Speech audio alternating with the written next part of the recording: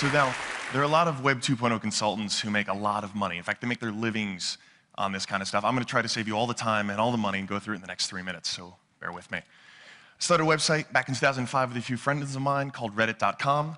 That's what you'd call a social news website. Basically, all that means is the democratic front page of the best stuff on the web. You find some interesting content, say a TED Talk, submit it to Reddit, and the community of your peers will vote it up if they like it, vote it down if they don't, and that creates the front page. It's always rising and falling, always changing. About 500,000 people visit every day. But this isn't about Reddit. This is actually about discovering new things that pop up on the web. Because over the last 4 years, we've seen all kinds of memes, all kinds of trends get born right on our front page. But this isn't even about Reddit itself. It's actually about humpback whales. Well, okay, technically it's actually about Greenpeace, which is an environmental organization that wanted to stop the Japanese government on their whaling campaign. These humpback whales were getting killed. They wanted to put an end to it. And one of the ways they wanted to do it was to put a tracking chip inside one of these humpback whales. But to really kind of personify the movement, they wanted to name it. So in true web fashion, they put together a poll where they had a bunch of very erudite, very thoughtful, cultured names. I believe this is a Farsi word for immortal. I think this means divine power of the ocean in a Polynesian language. And then there was this, Mr. Splashy Pants.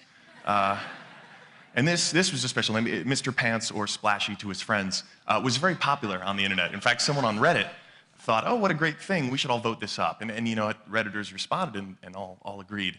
So the voting started, and we actually got behind it ourselves. We changed our logo for the day from the alien to a Splashy to sort of help the cause. And it wasn't long before other sites like Fark and Boing Boing and the rest of the internet started saying, yes, we love Splashy Pants. So it went from about 5%, which was when this meme started, to 70%.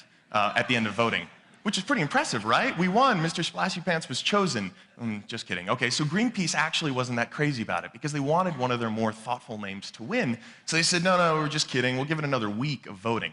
Well, that got us a little angry. So we changed it to Fightin' Splashy. And the Reddit community really, and the rest of the internet rather, really got behind this. Facebook groups were getting created. Facebook applications were getting created. The idea was vote your conscience, vote for Mr. Splashy Pants.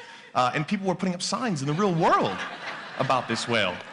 And this is the final vote. When it all was cleared, 78% of the votes, and to give you an idea of the landslide, the next highest name pulled in 3, okay? So there was a clear lesson here, and that was that the internet loves Mr. Splashy Pants, which is obvious. It's a great name. Everyone wants to hear their news anchor say Mr. Splashy Pants.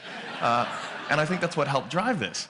But what was cool was the repercussions now for Greenpeace was they created an entire marketing campaign around it. They sell Mr. Splashy Pants shirts and pins. They even created an e-card so you could send your friend a dancing Splashy.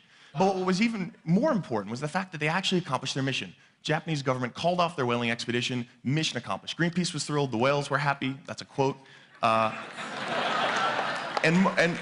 And actually, Redditors in the internet community were happy to participate, but they weren't whale lovers. A few of them certainly were. But we're talking about a lot of people who were just really interested and really caught up in this great meme. And in fact, someone from Greenpeace came back on the site and thanked Reddit for their participation.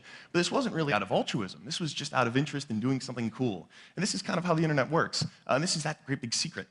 Because the internet provides this level playing field. Your link is just as good as your link, which is just as good as my link. As long as we have a browser, anyone can get to any website, no matter how big a budget you have. That is, as long as we can keep net neutrality in place. The other important thing is that it costs nothing to get that content online now. There are so many great publishing tools that are available. It only takes a few minutes of your time to actually produce something, and the cost of iteration is so cheap that you might as well give it a go. And if you do, be genuine about it. Be honest. Be upfront. And one of the great lessons that Greenpeace actually learned was that it's okay to lose control.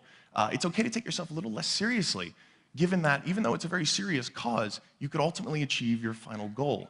And that's the final message that I want to share with all of you, is that you can do well online, but no longer is the message going to be coming from just the top down. If you want to succeed, you've got to be okay to just lose control. Thank you.